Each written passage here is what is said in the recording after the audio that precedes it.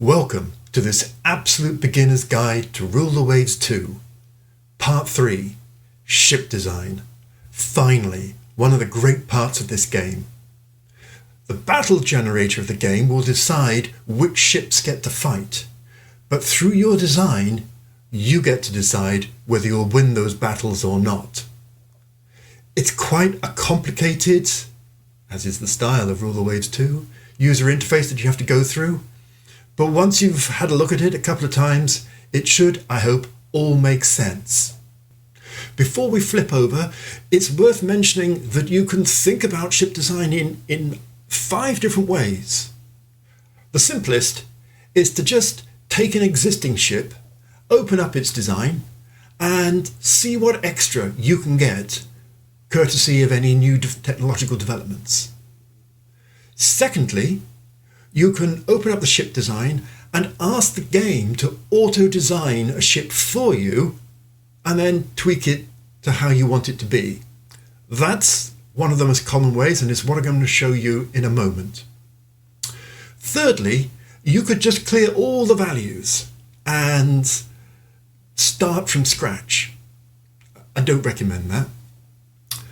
It's just creating extra work for yourself that's not really necessary. Fourthly, you could think about min-maxing your ship, maximizing some of the things you like and minimizing some of the things you don't think are important. This is particularly popular with people who like designing meme ships, and it's well worth popping over to the Rule of Waves 2 Discord server to see some of those discussions. And then fifthly, there's the more, I'm going to say, serious way of designing ships by thinking about what mission you want them to do. It's all too easy to just try and maximize the biggest ship with the biggest guns at the fastest speed with the heaviest armor that you can possibly do. And, you know, that can take you quite a long way, but it will cost. So what do you need this ship to do? Do you need this cruiser to be a fleet scout? Or do you need it to be a long-distance ocean raider? Or do you need it to stand up for itself in cruiser versus cruiser engagements? Each of those roles will slightly change how the design will look. But I think that's for a slightly more advanced session. So I'm going to go with the classic, get the game to auto design. It often does a reasonable job, and then you can tweak it to your particular fancy or want. So let's flip over and have a little look at the classic Rule the Waves user interface for this. So here we are in our small game as Germany. It's September 1900. I haven't moved on yet. And here are all of our researches. Nothing. So nothing is being researched. Hopefully that would change very, very soon. So realistically, I'm only going to be able to design the kinds of ships that were possible at the start of the game for the legacy. I'm pretty happy with the battleships. They are perfectly straightforward, capable pre-dreadnoughts. Nothing embarrassing about them. I'm also more than happy with the destroyers. The design of the destroyers, sometimes the game cheats a little and fits more into the space of a ship than you yourself can generate. I've had a look at these destroyers. They're 500 tons, which is the biggest you can build in 1900. I went up to 700 tons and struggled to fit all the gear that's in these destroyers. So I'm certainly not going to try and do better than that. Which leaves us with the cruisers. The Victoria Louises, armoured cruisers, are perfectly sensible, straightforward cruisers, but they're a kind of middling size. So one thing you could explore is, what if you maxed out the size of your armoured cruiser, took it up to the full 14,000 tons? What would that look like? And secondly, your protected cruisers, the nymphs, are really small, 2,600 tons. I mean, that's right down at the bottom for a protected cruiser. So what would it be like to design an in-betweenie between the nymph and the Victoria Louise? So let's have a look at those. Click on Ship Design, and you are brought up with this classic rule-the-way screen with lots and lots of fields and stuff to tweak and twiddle, and it's a little bit overwhelming for your first go. So I'm just going to go into focus mode just to simplify it down and take you through the various bits. First of all, up in here is what type of ship is this? It's showing Dreadnought Battleship, which it does by default. You can't actually build a Dreadnought right now. And the name and any class that it's based on. Here are your controls for suggesting names and for saving the design, generating an auto design, loading up an old design, and checking whether the design is okay or not. Over here, you have the basics of the ship, its displacement, its speed, and its range. Down here, you have the armour, and later on, torpedo defence, and how that armour scheme is laid out. Here will be a representation of how the ship looks, and here are some controls for building your own superstructure that I'm not going to discuss. I very rarely use it myself. In this central column, you have the main armament, the secondary and the tertiary armament, so the guns. Over here, you have other weapons, so torpedoes, anti-air, mine, and anti-submarine weapons. And then finally on this tab here, you have for later on aircraft and catapults for the aircraft, and way later on missiles. You may not see this like this because I have this red double arrow button depressed. If I untick it, those extra weapons just become tabs with the main gun armament, but I like to have it expanded, and I suggest that you do too.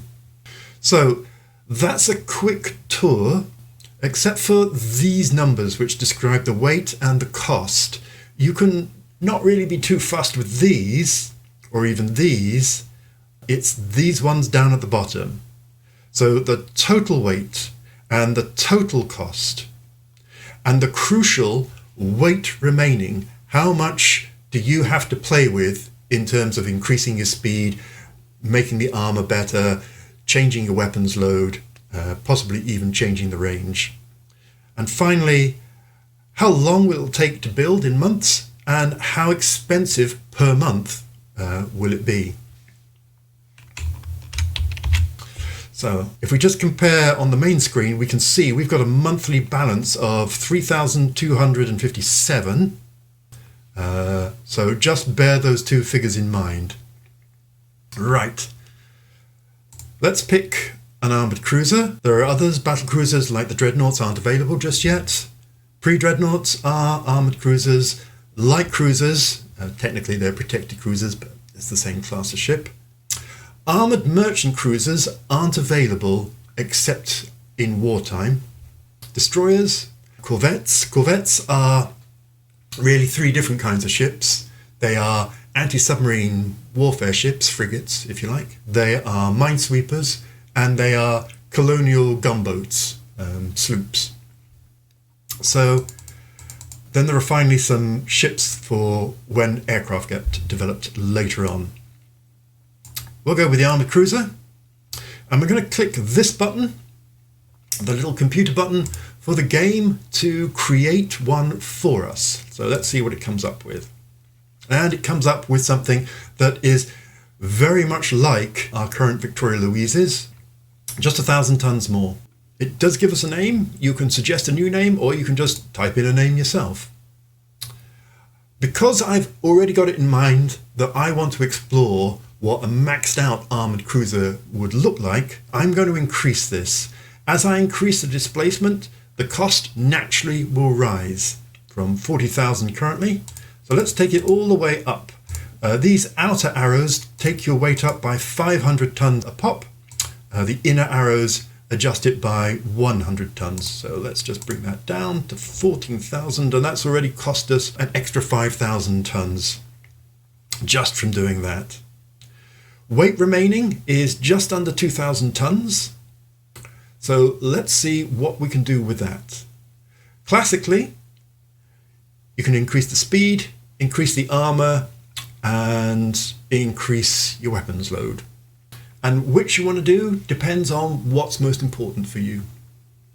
We could also increase the range, but medium is good enough for most instances. You might think of short range occasionally when you want to save some weight, or you view your ship as only operating mainly in your home area. You might do long range for a cruiser as a radar, but for most ships, medium is fine. So first of all, let's have a little look at increasing your speed. Speed costs, particularly in 1900. If I increase this by 3 knots, and I like to have my fleets arranged in sort of a ladder going up 3 knots, so 18 knots for the pre-dreadnoughts, 21 knots for the early cruisers, and later for the dreadnoughts, 24, 27, 30, 33, and so on. It just helps keep your ships all together when they're fighting a battle later on. So let's pop it up to 24 knots, and you can see our weight has already shot up to minus 232 tons. So we've gone over our 14,000 weight limit. So you only have 2 options here. Number 1 is lower the speed back down. Number 2, which is often available but not always, is we could go and build it somewhere else. Germany starts, as does the USA, with only a 14,000 ton dock. We're 4 months away from increasing that up to 16,000, and that might be a good reason for not building it just now and waiting a few months. Or you can go and build it in one of your friends' countries, so Britain. With Britain, we can now increase the size and easily accommodate the 24 knot range. This, by the way, is an important clue to what the British could do. We're not going to do that, but it is a possibility that you could explore. Let's bring this down back to 14,000 tons. Speed is expensive, so 21 is fine. Let's have a look at the armour configuration in a little bit more detail so you can understand what's going on. I'm just going to bring across the image from the user guide, the Battleship VN. Let me go into focus. So in the middle here you have the belt, easy enough. At the stern and at the bow you are covered by the belt extender. Above you have the turret and its barbettes, that's treated all as one. In the middle here you have the secondary armament protection. This is shown as casemates, but later on obviously that would be turrets. Here you have the conning tower, and then finally above all of this you have the corresponding deck. So here in the bow and in the stern you have the deck extender, here in the middle you have the deck, and here above the turrets obviously you have the turret top. This is a pre-dreadnought armour scheme that tries to graduate how the armour is deployed on the ship to try and protect everything. Later on, different armour schemes will become available, particularly the all or nothing one. The clue's in the name. So I hope that's a little helpful visual guide to how the armour is actually laid out. We could think about increasing the protection. 2 ways of doing that. First of all, you could just fill up your protection with more inches of armour until this 1,903 is all used up. And creating a tough nut ship, is fine, is a perfectly valid tactic. Or you can think about it a little bit more scientifically. So there is a concept called immunity zone. Is a ship immune to its own main caliber guns? It's a way of judging if armour and guns are well balanced together. And we can find that out by clicking on the gun data here. So gun data will show us the penetration of an 8-inch gun, currently our main gun, against the belt and deck values of our armour. So you can see here, this ship has an immunity zone from 5,000 yards to 9,000 yards against 8-inch guns. So boom, we are immune to our own fire between 9 and 5,000. It doesn't go underneath 5,000, and it's picked 9,000 because our maximum range here is 9,500 yards. later on gun ranges increase a lot. So we could best be happy with that. Or we could wonder what would it be like if we increased our guns. So let's take them up to a 9-inch gun. How are we doing for that? And here again, you can see we are immune to 9-inch guns. Okay, that's still good. Well, how about 10-inch guns? Whoops. So here we are with 10-inch guns. Unfortunately, we have this quality 5 10-inch gun, which is Rule the Waves 2's coded way of saying Germany hasn't developed 10-inch guns. There is no 5 quality. So let's go up to 11-inch guns, which Germany has developed. And look at the gun data here. And we can see here that we have immunity between 10,000, because the guns have a range of 10,500, and 7,000. And we could either go, well, that looks pretty good. Just don't get too close to an 11-inch gun ship. There's a slight problem with that in the 1900 era, which is fire control is just terrible. And if you don't get close in, you're unlikely to score many hits. So this could be a candidate for saying, well, if we increase it up to 6.5 inches, we'll be fine against 11-inch guns. So that's certainly a plan. So let's just do that. So belts and turrets and also the conning tower. Some people don't do conning tower very much. They don't quite see the point. It is vulnerable to critical hits, which can mean that you lose control of your ship. So now when we click on this, we're fully immune between 10 and 5,000 yards. Hooray! Germany's maximum gun size is only 11 inches. Other nations have access to 12-inch guns. Germany, if we go up to 12, gives us this quality 5 and doesn't. So how can we tell if we're immune? Well, we could go back to our yard and pretend that we're going to build it another yard, let's say Britain for the sake of argument. If we go down and then up again, we will get 12-inch guns, quality -1. This is another reason for thinking about building your ships in other yards. Are we immune to that? Partially. So we're back to 11 to 7,000 yards immunity. And to take us up to a full 11 to 5,000, we would need to go not to 7 inches, because we penetrated 7.1, we'd need to go to 7.5. So that's quite a bit extra. So I'm just going to go back to our local, drop it down to 11 inch, which is our main, and increase this to 7.5. And that leaves us 162 tons left, which is not very much. But our ship has 11-inch guns, as good as the battleships, and an armour scheme that can hold its own against a 12-inch gun battleship. Hooray! What a fantastic armour cruiser.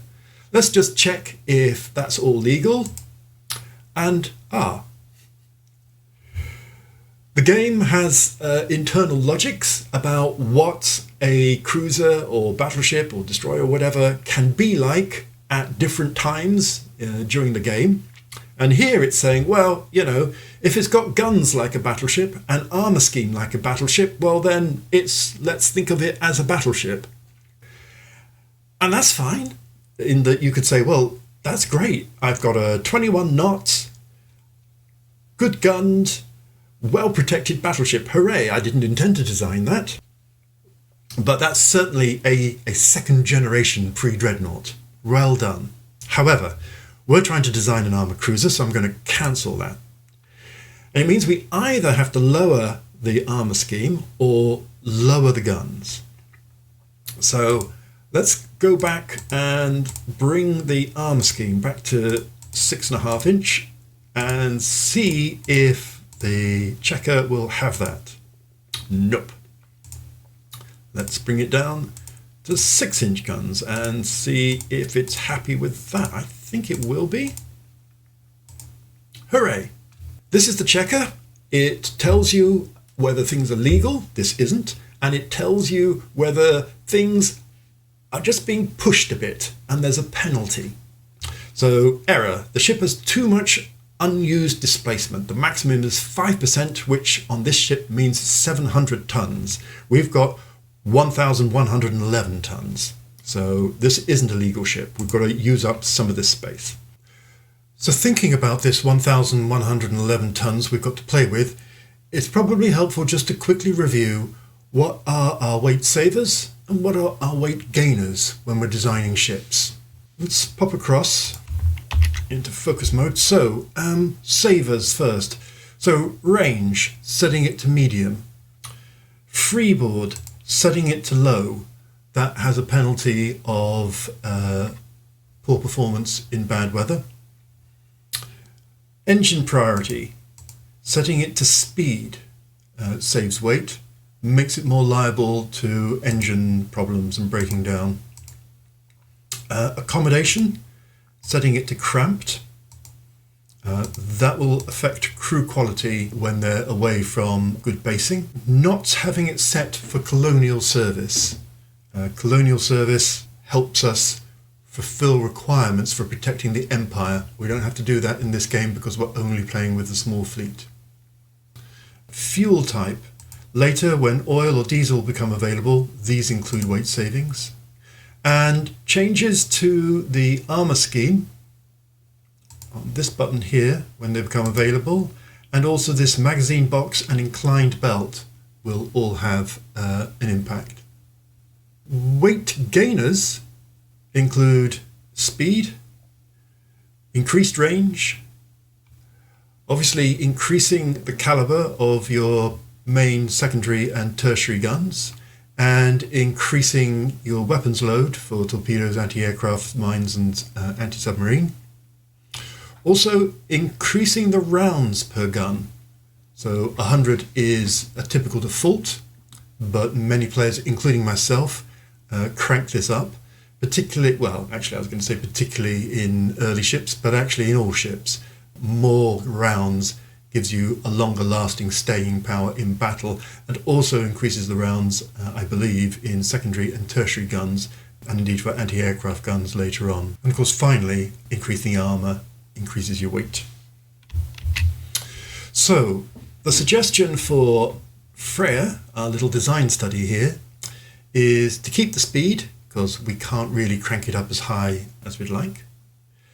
Keep the armour protection, because that's proof against other armoured cruisers and has an impact against battleships.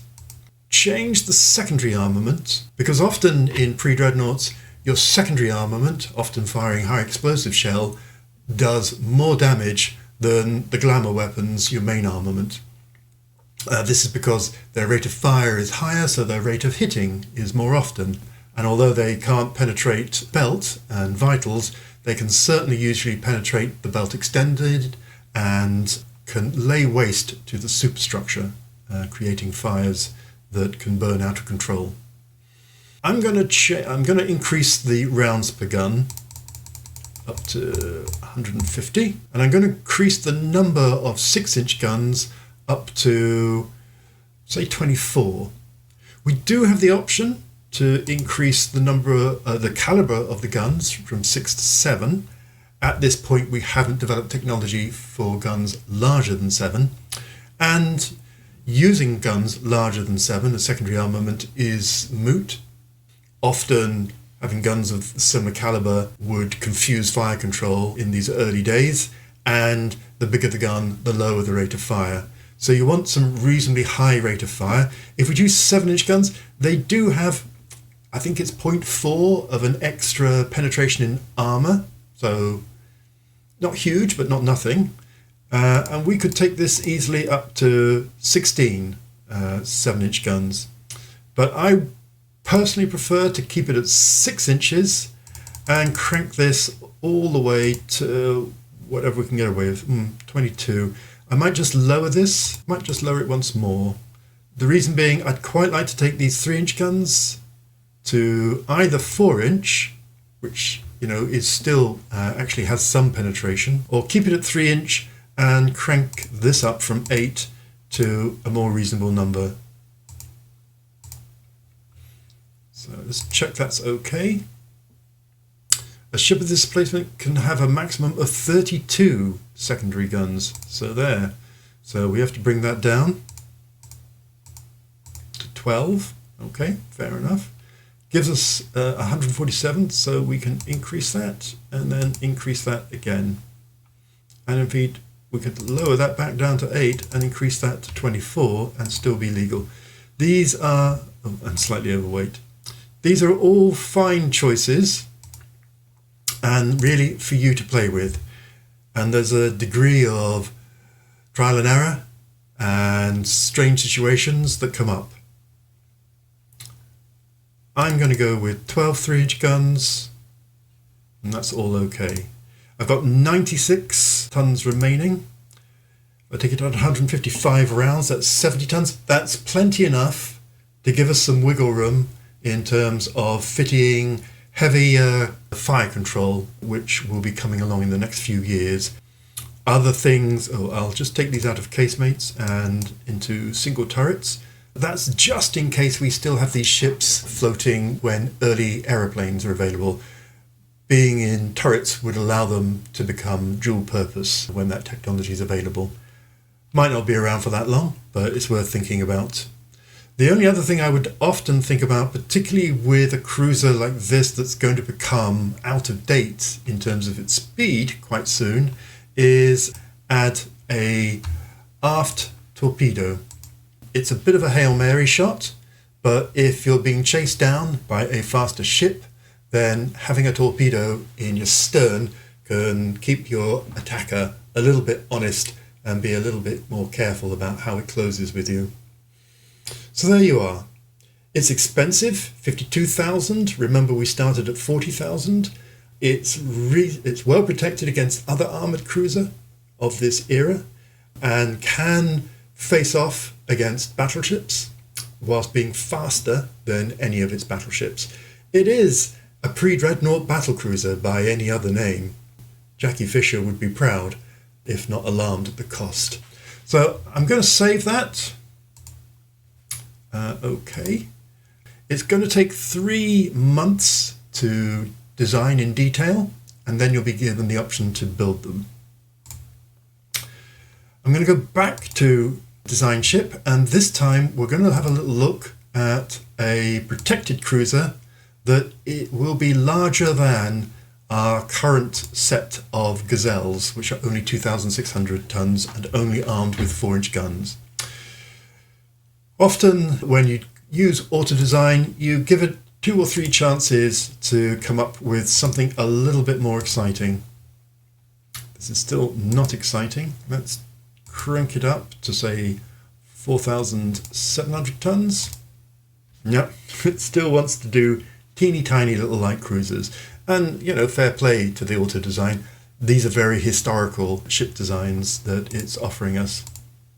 Okay, 4,500 tons with 5-inch guns. That looks interesting. We can play with this. First of all, it's costing us 16,000.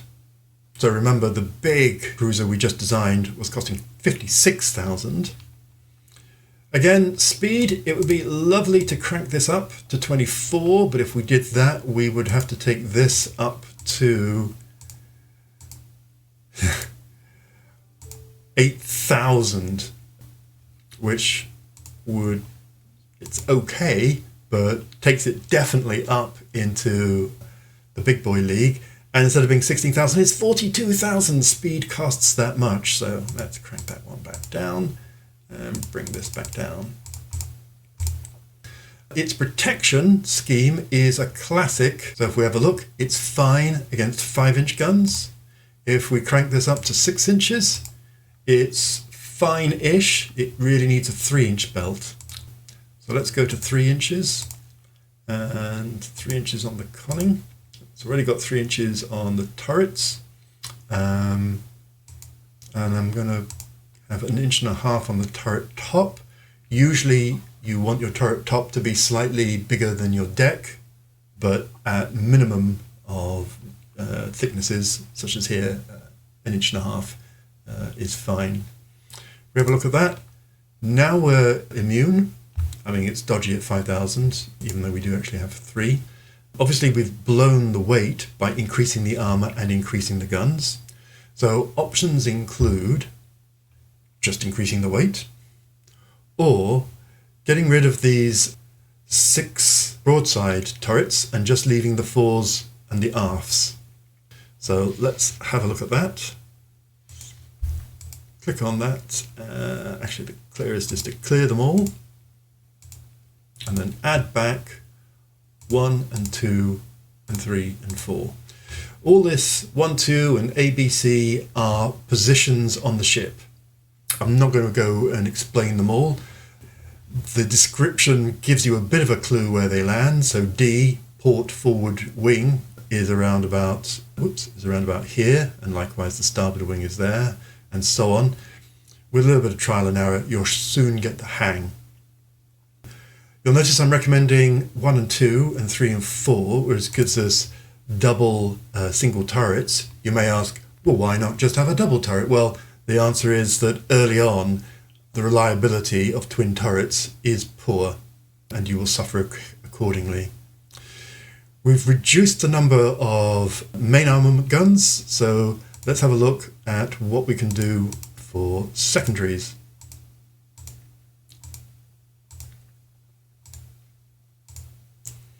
Okay, now we've got 16 4-inch guns. They're in casemates, they could be in turrets, and we can get away with that. Hopefully that's all right. Too many, and too heavy secondary. So let's try the heaviness, let's reduce it down. Okay, it would be fine if these were 4-inch guns, and the many, let's see, yep, okay. So either 16 3-inch guns or 14 4-inch guns. This I think is quite a viable protected cruiser. 140 rounds, just put that up to 150. I would love for there to be more torpedoes, and I would certainly recommend 8 and 9, which are port and starboard, so broadside torpedoes, and if we can manage it, an aft. Okay, we can squeeze all of that in. Only leaves us with 29 tons. Ideally, I'd prefer it to be somewhere 50 to 100, but you know, it's a calculated risk. If you think that these are quite short life ships because their speed is so limited, then it's fine. Now, I've been designing these ships as a little demonstrator, but in reality, I would absolutely wait until I can get faster ships, 24 knots ideally, because at 21 knots, these ships aren't going to be useful for very long. They're going to become obsolescent very soon. Unless, of course, way back in Guide 1, where we're looking at the setup of the game, you have the option to limit the research speed, and you can take it from 100%, which we have here, all the way down. And some players have had some fascinating games where they've lowered it to 10% so that the technologies come out much, much, much slower. In which case, this would be a great ship, which would last for years. So I'm going to save this. It's all okay. And this is going to take 2 months. So you can see the length of time to design is dependent on the size of the ship. Click on yes. And there we go. If we look at ships under construction, we can see the 2 design studies and wait patiently until we decide we want to go and build some of these under the build ship menu, where they will be listed here. And that's enough, I think, on designing a ship. I hope it's given you enough to get going. Do go and look at some of the other YouTube channels where some great players do some really insightful run-throughs of the game, and you can pick up tips from looking at them and how they design ships and what they're thinking about, and go and have a play yourself. Next up will be Guide 4, a comparatively quick one on how to manage your navy during wartime. So hope to see you then. Click like if you found this useful to tell YouTube's search engine that it's been a helpful video. Thanks a lot and cheerio.